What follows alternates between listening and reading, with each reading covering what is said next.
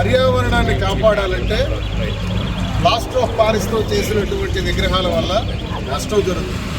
కాబట్టి ప్రజలందరికీ తెలియజేయాలంటే మట్టి వినాయకుడి ద్వారా మనం పూజ చేసుకుంటే ఈ భూమిని కాపాడగలుగుతాం అనేటటువంటి ఓ నమ్మకంతో, ఓ ఆశతో ఈ వినాయకుడు కొన్ని మీకు రప్పించాను, కొంతమందికి ఇవ్వాలి. ఈ వినాయకుడు మట్టి వినాయకుడు. ఈ మట్టి వినాయకుడికి కింద ఓ విత్తనం ఉంటుంది, ఓ విత్తనం సీడ్ ఉంది. ఈ విత్తనం ఉంటుంది, ఆ విత్తనం ఇందులో ఉంటుంది.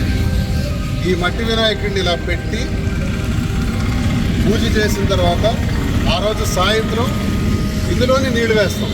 నీళ్లు వేస్తే వినాయకుడు కరిగిపోయి మట్టి రూపంలో మారిపోతాడు. మట్టి రూపంలో మారిపోయిన ఆ వినాయకుడి నుంచే ఆ విత్తనం మొలకెత్తి మొక్క రూపంలో వస్తుంది. ఇది అంటే మట్టి ద్వారా మొక్కని నాటి, ఆ నాటిన మొక్కని వినాయకుడిని నిమజ్జనం చేయటం ద్వారా మొక్కని బయటకు తీసుకురావడం, పర్యావరణాన్ని కాపాడడం.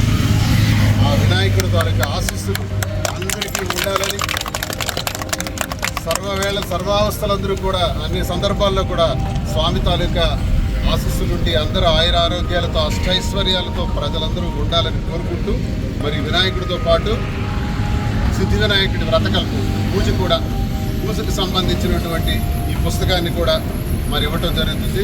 అంతేకాక పూజ సామాగ్రి, అగరవత్తులు ఇవన్నీ కూడా ఇవ్వటం జరుగుతుంది.